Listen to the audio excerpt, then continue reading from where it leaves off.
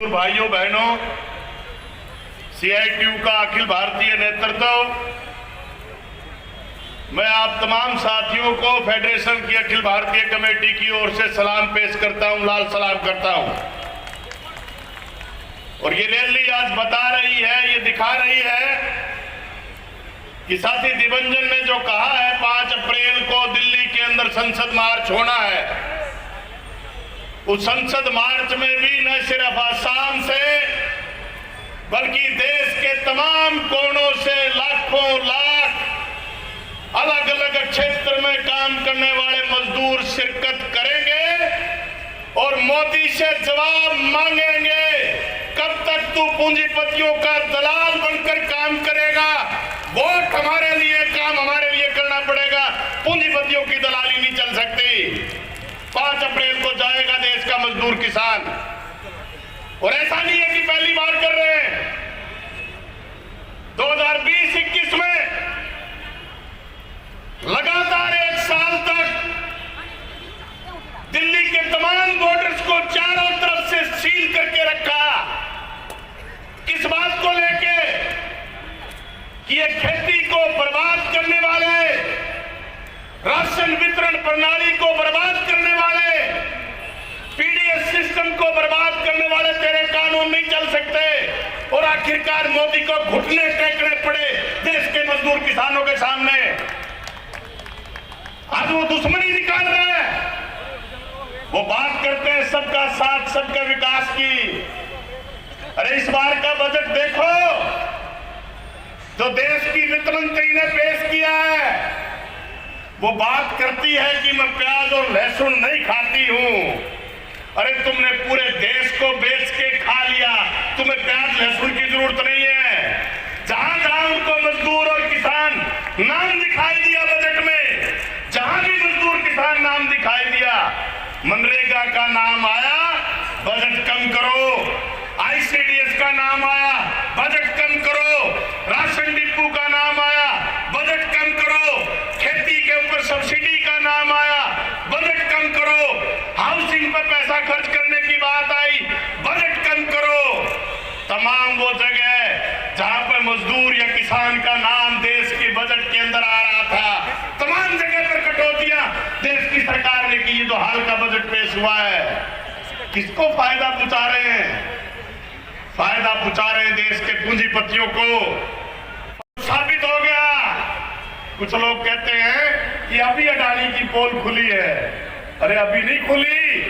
ये लाल झंडे के लोग, CITU के लोग, लेफ्ट पार्टियों के लोग निरंतर कहते आए कि देश की सरकार देश की आम जनता की गाड़ी कमाई को देश के पूंजीपतियों के हवाले कर रही है। अब वो एक अमेरिका की कंपनी हिडनबर्ग ने खुलासा कर दिया, और वो जो 10 नंबर में से ऊपर चला गया था, दूसरे तीसरे नंबर पर अडानी, वो नीचे खिसकना शुरू हो गया। बहुत लोग कह रहे हैं कि इसको घाटा लग गया। घाटा अडानी को नहीं लगा, घाटा हमें लगा है, क्योंकि वो पैसा LIC का लेके जा रहा है, वो पैसा SBI का लेके जा रहा है।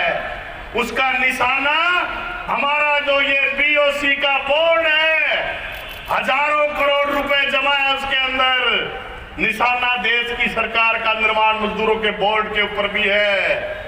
यही कारण है कि वो 4 लेबर कोड लेके आए हैं खेती के 3 कानूनों के साथ। यही कारण है कि वो हमारे काम के घंटे बढ़ाना चाहते हैं। यही कारण है कि वो तमाम पैसा जो सोशल सिक्योरिटीज के अंदर जमा है, उस सारे पैसे को वो अपने कब्जे में करना चाहते हैं। ये इस बार के बजट ने साबित कर दिया है।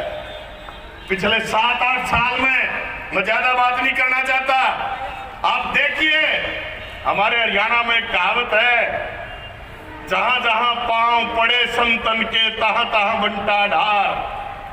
14 में शुरू किया था इनने बजट। पहले बात की थी सबको साथ, सबका साथ सबका विकास। देश के अंदर हिंदू मुस्लिम के दंगे शुरू हो गए, मॉब लिंचिंग शुरू हो गई। दूसरे बजट में बात की महिलाओं को प्राथमिकता देंगे, महिलाओं के ऊपर गैंग रेप की, किडनैपिंग की, हत्याओं की घटनाएं शुरू हो गई। तीसरे बजट में कहा किसानों को ध्यान देंगे, किसानों को उजाड़ने वाला ये लोग कानून लेके आए। फिर बोले मजदूरों पर ध्यान देंगे, मजदूरों को बर्बाद करने वाला बजट के अंदर कानून, आपका संसद के अंदर कानून लेके आ गए। रास्ता साथियों एकमात्र यही है, हमें आखिरी शख्स तक पूछना पड़ेगा। हर वो व्यक्ति, चाहे वो मजदूर है, छोटा मोटा किसान है, चाहे वो मोहल्ले में दुकान करने वाला है और कोई काम करने वाला है, हर उस व्यक्ति तक पहुंचना पड़ेगा जो पीड़ित है।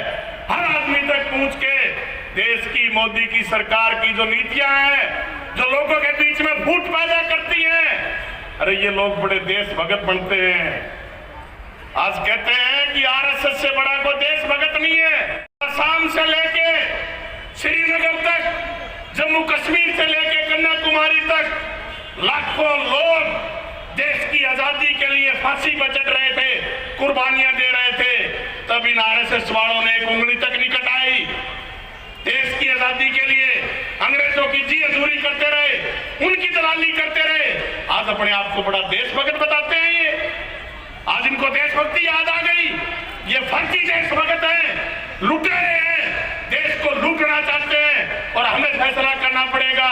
हम वारिस हैं भगत सिंह के, राजगुरु सुखदेव चंद्रशेखर आजाद के, अशफाकुल्लाह खां के, जिन्होंने अपनी जिंदगियां कुर्बान की थी। हम हिंदू मुस्लिम के नाम पर नहीं लड़ेंगे, हम जात धर्म इलाका के नाम पर नहीं लड़ेंगे।